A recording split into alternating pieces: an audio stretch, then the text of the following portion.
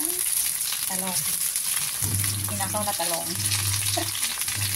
Nakita ko sa talong. May nakita ko ng talong dun sa ref. So, parang sarap kumain. So, ituloy natin.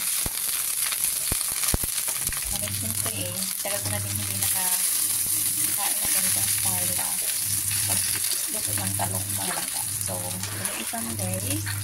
And then, later on mga langga. So, busy ako kasi ano ba? I-ready namin yung box namin na hindi pa na ready. Kailangan na namin mapadala siya ng Pinas bago kami uuwi mga langga. Uwi kami by next month. And then, kailangan pa namin ayusin. Kaya, maaga tayo ngayon.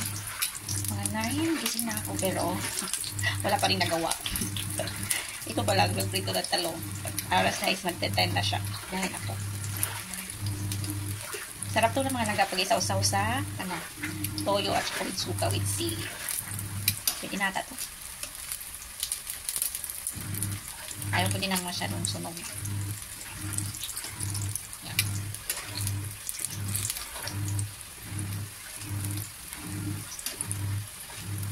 Yan. Pwede rin talong. And then mamaya mga langga, mag-prito din ako ng tuyo. May tuyo pa kasi ako natira sa fridge. And then, maglutuin na natin later after nito.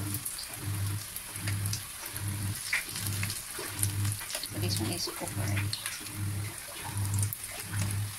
Medyo mabilis lang ito.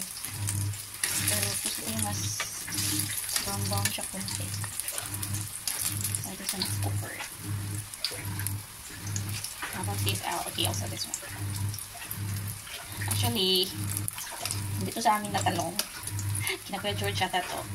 And then, wala kasi kaming gulay sa fridge. Ayan, sunog na siya. So, I saw it there. So, hiram ko muna. Tutusan ko si Kyle mamaya later na bili ng talong.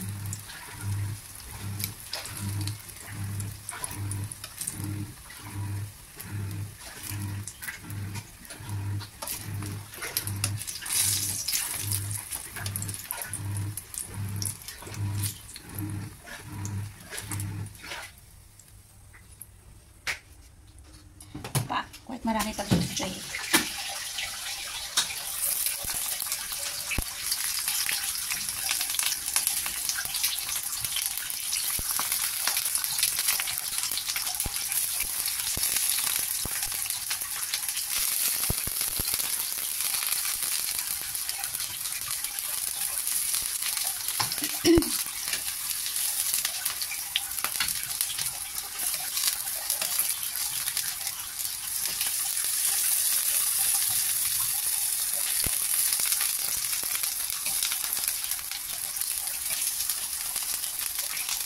Ayan.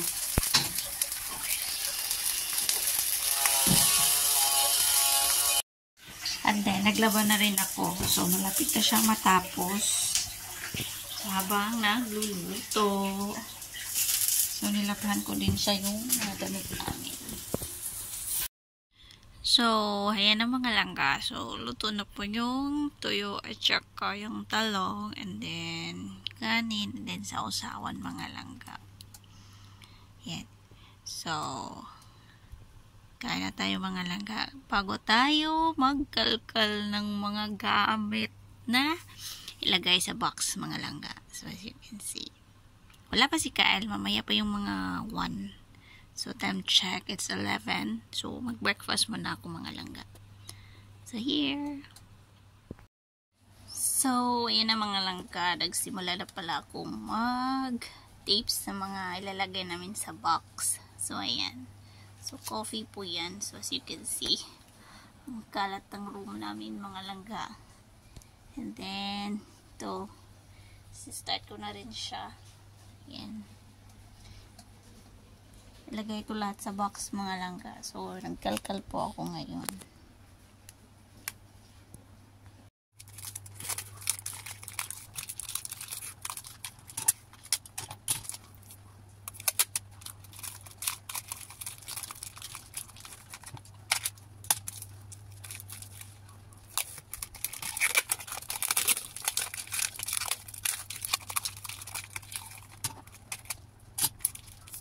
Lagyan natin ng cake ng nozzles niya guys, pangalangga, para pag nasa loob na siya ng box, hindi siya mag-spill out.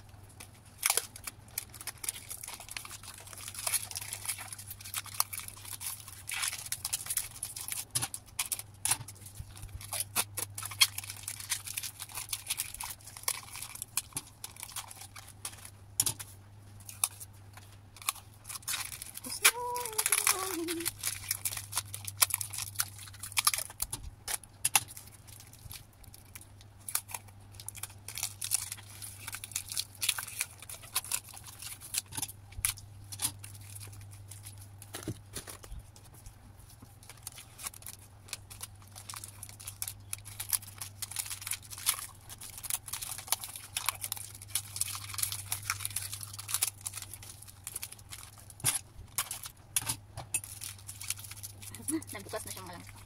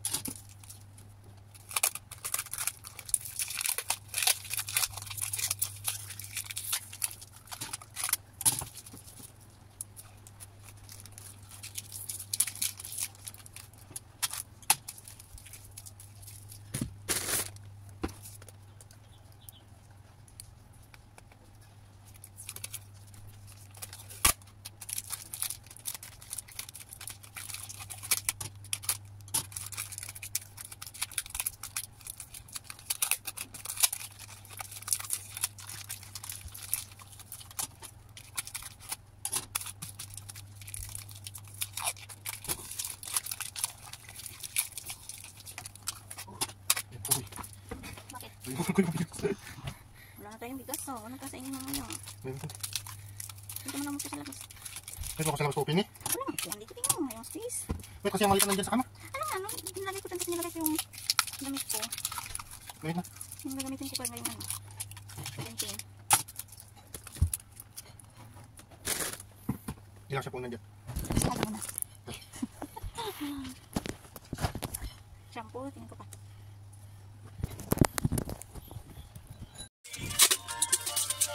So, ito na yung simulan ko. Then, dumating na si Kyle. So, ayan. Nagkalat pa ng bahay namin. Ha?